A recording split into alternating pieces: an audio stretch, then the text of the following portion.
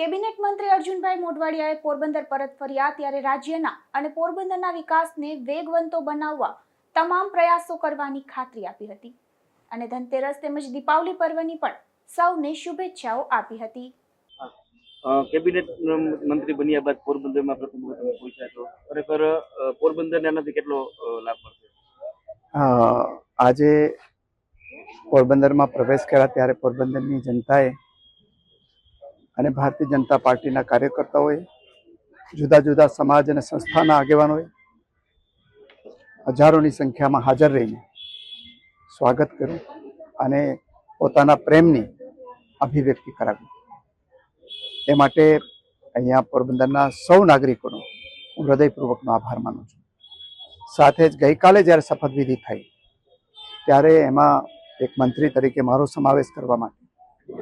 હું ભારતીય જનતા પાર્ટીના નેતૃત્વ, ખાસ કરીને દેશના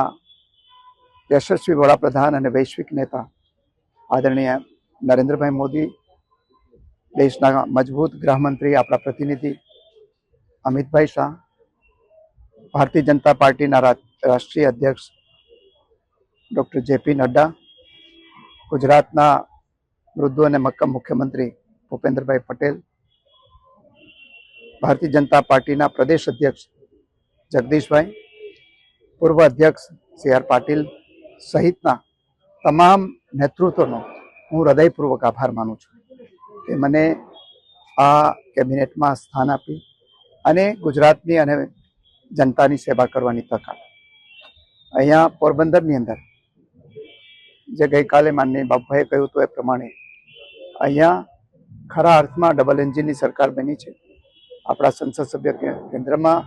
કેબિનેટ મંત્રી છે અને રાજ્યમાં મને પ્રતિનિધિત્વ મળ્યું છે, ત્યારે જનતાની અપેક્ષાઓ છે અને પોરબંદરને બે ડગલા નહીં પરંતુ એક બહુ ઝડપથી પોરબંદર બીજા નગરોની સમકક્ષ આવે અને મહાત્મા ગાંધી અને ભક્ત સુદામાની આ ભૂમિ છે એ ભૂમિની અંદર લોકો બહારથી પણ લોકો આવે એવા પ્રકારના પ્રયાસો કરીશું અને જનતાની અપેક્ષાઓ જે છે એ પરિપૂર્ણ કરવાની અંદર જેટલા શક્તિ ઈશ્વરે પરમાત્માએ આપી છે એના એ પ્રયાસ કરીશું।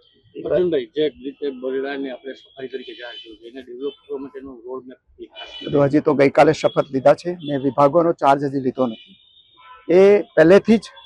એક મારું પોતાનું પણ વ્યક્તિગત સપનું રહ્યું છે કે બરડાને આપણા જે અભયારણ્ય છે એને ફરીથી 145 વર્ષ પછી જ્યારે સિંહો આવ્યા છે ત્યારે એને પણ જે શાસનમાં જે શાસનનું જે સ્થાન છે દેશના નકશાની અંદર એ સ્થાન બરડાને પણ મળે ને એ માટે આપણા યશસ્વી પ્રધાનમંત્રી નરેન્દ્રભાઈના કહેવાથી જ આ વખતે આંતરરાષ્ટ્રીય સિંહ દિવસ આપણે બરડાની અંદર ઉજવ્યું અને બરડાની અંદર અને ટુરિઝમ ક્ષેત્રની અંદર જે પૂર્વ આપણા મંત્રી હતા, આપણા પાડોશી એ મોડુભાઈ બેરાએ પણ ખૂબ સારું કામ કરેલું છે। એટલે એના માટેનું જે કંઈ આયોજન થઈ ગયું છે એને પણ આગળ વધારીશું અને એમાં કંઈ ઉમેરવા જેવું છે તો સાથે ઉમેરીને આગળ દિવાળી અને નવા વર્ષનો છે એને લઈને આજે ધનતેરસનો દિવસ છે એટલે હું ગુજરાતની અને પોરબંદરની જે જનતા છે એને ધનતેરસની શુભકામનાઓ પાઠવું છું અને આગામી દિવસોમાં જે આપણા તહેવારો છે બંને દિવાળી અને નવા વર્ષ એની પણ ખૂબ શુભકામનાઓ પાઠવું છું। પરમાત્માને પ્રાર્થના કરું છું કે આપણા સૌ નાગરિકો તંદુરસ્ત રહીએ અને એની સમૃદ્ધિમાં ઉત્તરોત્તર વધારો થાય અને જે ગુજરાત એક રોલ મોડેલ બન્યું છે આખા દેશમાં એ રોલ મોડેલ તરીકે વધારે ગતિથી આગળ